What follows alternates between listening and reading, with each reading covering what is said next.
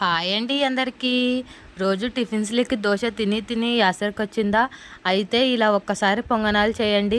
చాలా అంటే చాలా బాగుంటాయి. ముందుగా దోసల పిండి తీసుకొని అందులోన సోలా పొడి, ఉప్పు వేసుకొని బాగా బీట్ చేసుకోవాలండి.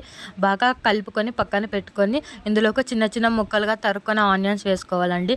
ఇందులోకి కరివేపాకు, కొత్తిమీర, పచ్చిమిరపకాయలు తొక్కైనా వేసుకోవచ్చండి. మా హస్బెండ్ ఓన్లీ ఉల్లిగడ్డలే ప్రిఫర్ చేస్తారు. సో, నేను అలా చేసి అంతా కలుపుకొని పక్కన పెట్టుకుందాం. దాంట్లోకి కాంబినేషన్ పల్లి చట్నీ చేసుకొని పక్కన పెట్టుకుందామండి. పొంగనాల పెన్నం తీసుకోవాలండి. ఇందులోన నాన్ స్టిక్ ఉంటుంది, ఉక్కు పెన్నం కూడా ఉంటుందండి. నేను ఇప్పుడు యూజ్ చేసేది ఉక్కు పెన్నం.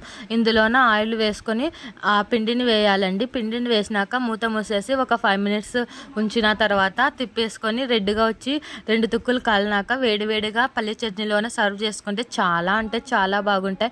ఇలా ఒక్కసారి టిఫిన్‌లో చేయండి. మళ్ళీ మళ్ళీ ఇదే చేసుకుంటూ ఉంటారు. Thanks for watching this video.